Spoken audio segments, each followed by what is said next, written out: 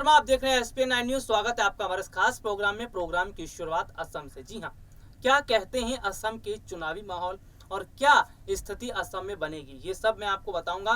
लेकिन उससे पहले अगर बात की जाए असम में जिस तरह की स्थितियां बनती नजर आ रही हैं, असम में जिस तरह का माहौल बन रहा है और कांग्रेस पार्टी ने जिस तरह की रैली यहां पर की है, उससे साफ पता चलता है कि वाकई में असम जो चुनाव है वो कांग्रेस की तरफ जाता हुआ नजर आ रहा है। जी हाँ, इससे पहले अगर देखिए मैं आंकड़ों की यहाँ पर बात कर लेता हूँ तो स्थितियां तो कुछ और इशारा कर रही हैं, जिसमें ये साफ तौर पर पता चल रहा है कि जो चुनाव है वो बीजेपी के लिए नहीं बल्कि कांग्रेस के लिए फायदेमंद साबित हो सकती है। और इसके साथ ही साथ अगर मैं यहाँ पर बात करूं तो ये असम का चुनाव और केरल चुनाव कांग्रेस पार्टी के लिए बहुत ज्यादा अहम है, क्योंकि असम और केरल में सबसे ज्यादा कांग्रेस पार्टी ने अपनी पूरी तरह से मेहनत की है। असम चुनाव में अगर देखा जाए तो प्रियंका गांधी ने जिस तरह से जमीनी स्तर पर उतरकर जो मेहनत की, जमीनी स्तर पर उतरकर जो कोशिश उन्होंने की,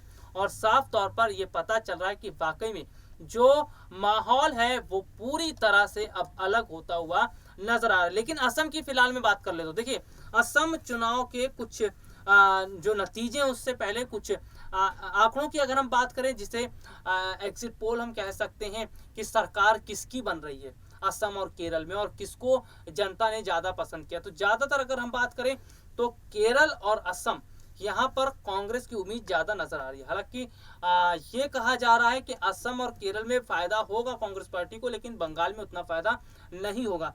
लेकिन अगर स्थितियों की मैं बात करूं तो फिलहाल स्थितियां तो कुछ और इशारा कर रही हैं। स्थितियां ये बता रही हैं कि बीजेपी के लिए बंगाल चुनाव जीतना भी इतना आसान नहीं है।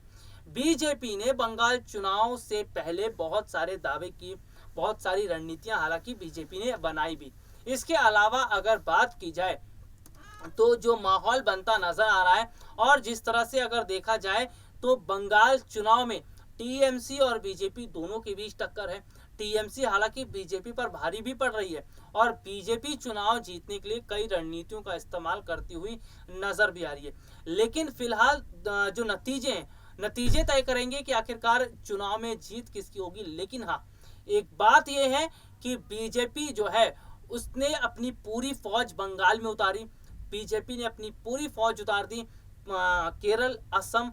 लेकिन अगर बीजेपी की ये फौज उस हिसाब से काम नहीं कर पाए तो बीजेपी की मट्टी पलित हो जाएगी। बंगाल में जो ताकत बीजेपी ने पूरी ताकत लगाई, खुद प्रधानमंत्री नरेंद्र मोदी तक रैली करने आए और ऐसा कोई बीजेपी का दिग्गज उम्मीदवार नहीं बचा जिसे बीजेपी ने इस्तेमाल ना किया हो चुनाव प्रचार के लिए।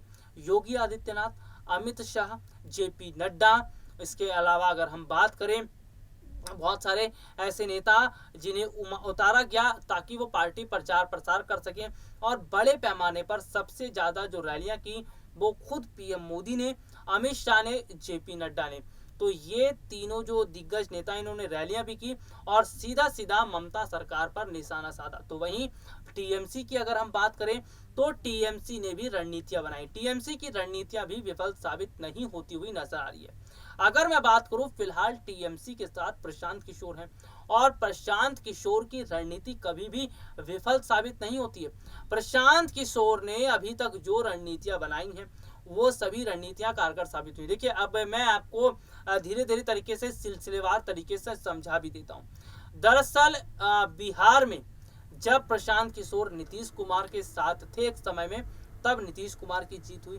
ठीक है, दिल्ली में भी प्रशांत किशोर अरविंद केजरीवाल के साथ थे, आम आदमी पार्टी की जीत हुई।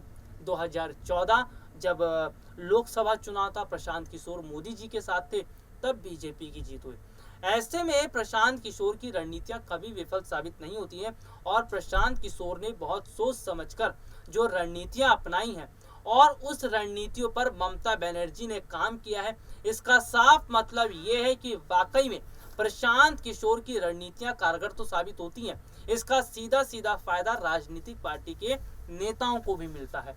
और आपको मैं यहाँ पर यह भी बता देता हूँ कि जो फिलहाल माहौल बनता नजर आ रहा है वो ये है कि भले ही राजनीतिक पार्टी के नेता चाहे जितने दावे कर ले, चाहे जितनी वो बातें कर ले, लेकिन अगर जीतने की बात आती है तो जीत तो इतनी आसानी से नहीं मिलती।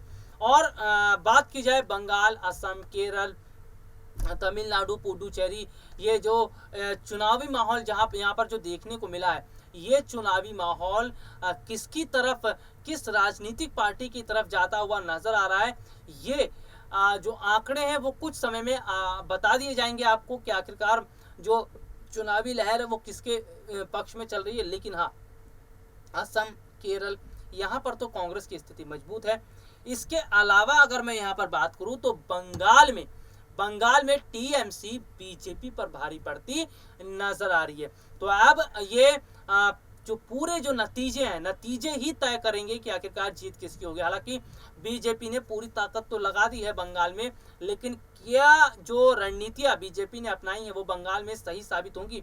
और बीजेपी को अगर हम बात करें तो बीजेपी को ऐसा लग रहा है कि जिस तरह से लोकसभा चुनाव के दौरान जो सीटें उन्होंने निकाली थी, उसी तरह से विधानसभा सीटें भी निकाल लेंगी। लेकिन शायद बीजेपी ये भूल रही है कि ये विधानसभा चुनाव है, ये ममता बनर्जी का गढ़ है।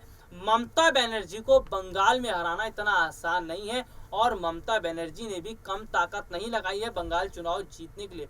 और जैसे जैसे चुनाव चरणों में खत्म होते जा रहे हैं, वैसे वैसे बीजेपी, कांग्रेस, टीएमसी सबकी जो है दिलों की धड़कनें भी बढ़ती नजर आ रही, खास तौर पर बीजेपी और टीएमसी। और बीजेपी और टीएमसी में सबसे ज्यादा कौन जो है बलवान साबित होगा, किसकी रणनीतियां कारगर साबित होगी, ये तय करेंगे नतीजे।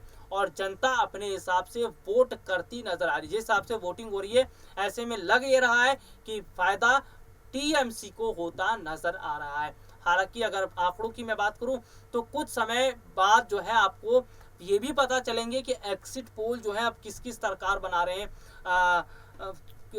केरल, असम, पश्चिम बंगाल, तो यहाँ पर अगर हम बात करें तो चुनावी खबरों की तमाम जानकारियां मैं अपने दर्शकों तक पहुंचा रहा हूँ, पल पल की अपडेट पहुंचा रहा हूँ, और ज़्यादा से ज़्यादा हम दर्शकों को अपने साथ जोड़ रहे हैं। तो मैं जो दर्शक हैं उनसे बोलना चाहूँगा कि अगर आप चुनावी खबरों को जानना चाहते हैं, चुनाव से जुड़ी जो जानकारी पाना चाहते हैं, आप हमारे साथ जुड़िए, SPN 9 न्यूज़ के साथ जुड़िए।